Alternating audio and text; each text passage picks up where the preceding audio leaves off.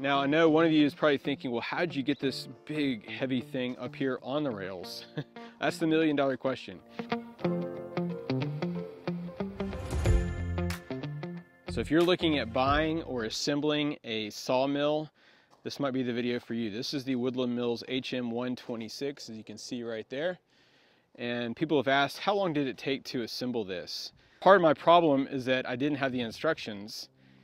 I just had to find something online, and it was an outdated version of what I found online. So just FYI on that. Apparently, the instructions were in this tube, but I didn't unwrap this part until after I'd done all this. So all your instructions and everything are in this. You just unscrew this, actually. There we go.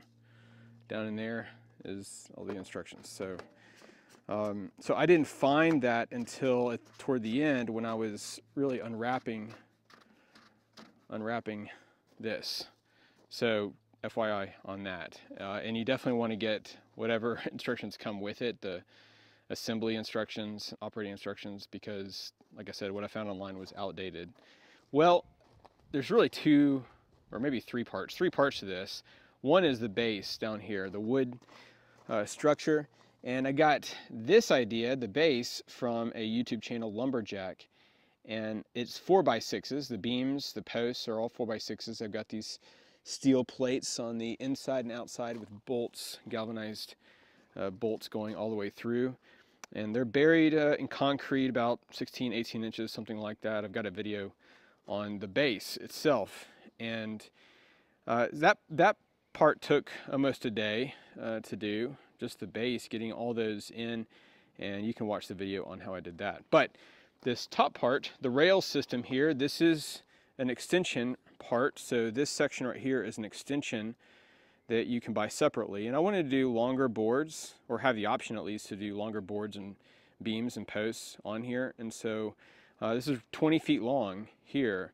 I don't think you can go 20 feet, maybe 18 feet. So if you want an 18-foot post or something, I can probably do that. So that's why I got the extension track over here. So, but you got these bunks on top. So that's the second part. So the first part is the actual base. The second part would be the rail system here with the bunks and the feet. It's kind of tedious. There's a lot of these little feet. You can level this whole thing, like micro adjustments, because you need to when you're doing lumber. You got these supports here, so this support the logs, and down here I haven't put them in right now, but you got these log, I don't know what you call them, but basically you put them in these holes right here, so when you put the log on, it doesn't roll off the other side. So that's what that's for. But it's really heavy. This whole thing, really heavy duty. And so one part was the base, the second part was the rail system, the third part was the actual head of the sawmill up here. It did come shipped in this very pretty sturdy metal crate. Here's the top right here, and covered in cardboard and wrapping and all that kind of stuff. So I just laid it out here. I assembled everything just right here on the gravel. I used the cardboard from the shipping to make sure that the paint, the nice green paint, doesn't get scratched. So I put the cardboard down and assembled it all on there. So after I got the base in, I put the rail system in. By the way, the instructions, or at least the dimensions, I should say, for this rail system is all on their website. And the nice thing about that is I was able to construct the base before I unwrapped and unpackaged the actual sawmill. So I can get it exactly to the dimensions. And I say that exactly because when you go to lower this whole head of the sawmill onto the tracks here, they have to be exact. And again, this is very thick. I don't know, maybe a 1/4 inch or something, but they have to be exact to fit inside those tracks on both sides. So, you know, I had to construct the base with the information that I got on their website.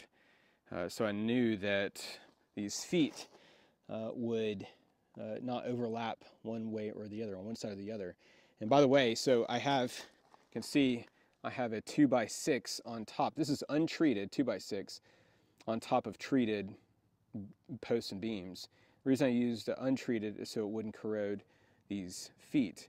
And that was an idea that I got also from Lumberjack in his channel when he put something like this together. So, and again, you'll see more about the base in that other video that I'll link below from my channel. But this part, this third part here, man, it was a beast. This thing is super heavy. And you have to construct, or not construct, you have to assemble the whole thing, except for the motor, obviously. But other than the motor attached to this right here, and of course your actual wheels and blade is all in there. But other than that, you have to construct all of this frame, all these pieces down here, the handle. I've got the handle aiming down right now because I have a cover for this. Here's what it looks like with the cover on. I think it covers it pretty nicely. Just Velcros down here on the front and the back, under here, right there, on both sides. But so if you want to cover, that's one thing I did do on the cover though, is see this little part up here? That's cardboard actually, over the scale, the ruler scale that's sticking up, because the ruler scale that's sticking up is really sharp. So I did have to put something over there so it wouldn't puncture the cover. But that's what it looks like. So the plan from now is to construct two sheds. One, I'm going to construct a shed over here that's going to be for drying lumber, and I think I'm going to do probably 20 feet long, maybe 10 feet wide, something like right here, not too far away from the actual sawmill. So when I get my lumber off, I can put the pieces of lumber over here dried or drying. And then for the slabs that come off, like the roundish pieces that come off, I'm gonna have a slab rack down here so I can just kind of toss the slabs down there. And then the other shed will be obviously over this. So I'll have a bigger milling shed over this. And there's the Woodland Mills Multilander. It's a pretty awesome trailer. I've used that even today. So thought it'd be a nice compliment to the to the sawmill down here. But that's the plan, and I will bring you along as I get going and start this thing up and we start making some lumber. So anyway, that's I haven't run it, so it has not been started up yet. Still got the tags on here. It's where the water or soapy water or whatever goes up there. But it slides really nicely. See that? So I'm really happy about that. Anyway, it was a chore. Now I know one of you is probably thinking, well, how'd you get this big heavy thing up here on the rails? That's the million-dollar question. I used a tractor with forks to get this whole thing down here, which is nice because you can just put your forks underneath the crate. But to get this on, I don't know how you would do that with forks, honestly, because you have to set this on the rails, and to have your forks underneath this would not work. So I don't know how you do that with forks, not sure. And you can't really do it the other way because you'd just be putting it underneath the blade, and maybe this thinner metal right here.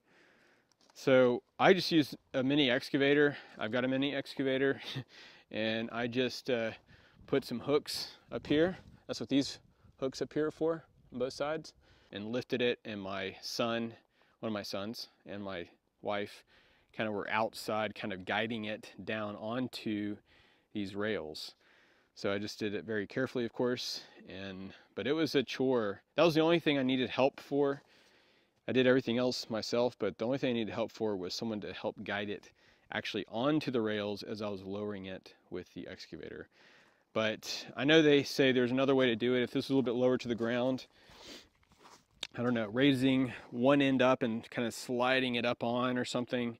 If you did that, then you definitely don't want to have these things on. If you do that way, that'd be quite the chore. Probably take at least 2 people strong people, if not more. So just one tip on that: if you go to assemble this, you might need to have some kind of heavy piece of equipment at the end to lift that up onto the rails. But anyway, really excited to get this thing cranked up and getting some lumber. Well, thanks very much for joining me today. Hope this has been helpful for you. If you've not already done so, please consider hitting that like button and subscribing to the channel. I really appreciate you and your support. We'll see you in the next video.